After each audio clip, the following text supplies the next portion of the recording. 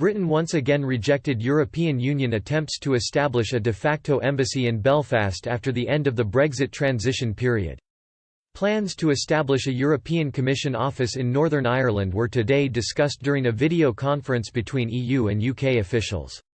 They held talks as part of the Joint Committee's first specialist meeting on the so-called Northern Ireland Protocol. The panel, co-chaired by Cabinet Minister Michael Gove and Commission Vice President Maros Sefcovic, was established to oversee the implementation of the UK's EU withdrawal agreement. During the talks, the two sides exchanged updates on how the provisions of Boris Johnson's border plan are being established before the transition period expires on December 31. As part of the plans, Brussels wants to open an official representation in Belfast in order for customs officials to monitor shipments between Great Britain and Northern Ireland.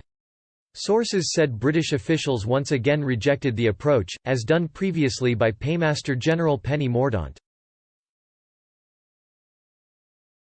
A UK spokeswoman said, "Our position remains the same, there's no reason why the Commission should require a permanent presence in Belfast to monitor the implementation of the protocol."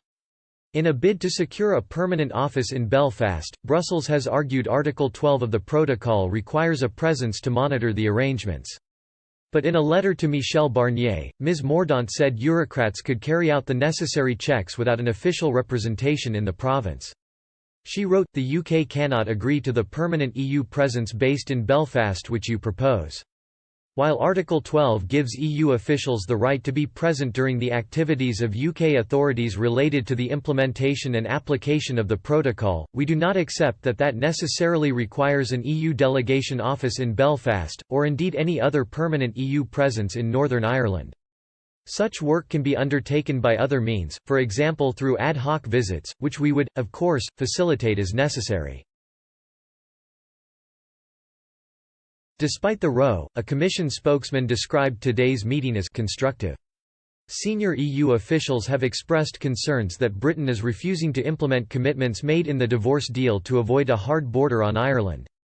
During a recent meeting of the UK-EU Joint Committee on March 30, Cabinet Minister Michael Gove gave no explicit answer when asked to engage and acknowledge that the UK fully respects the withdrawal agreement, according to leaked minutes. UK officials hit back at the allegations today, insisting the government is committed to upholding its obligations in the treaty. A government spokeswoman said, "The UK was clear that our approach at all times will be focused on protecting the Good Friday Agreement and gains of the peace process, and on preserving Northern Ireland's place in the UK. UK officials reaffirmed our commitment to complying with our legal obligations under the protocol, just as we expect the EU to comply with theirs." The Joint Committee is separate from the talks on a free trade agreement, which are headed up by David Frost and Mr Barnier.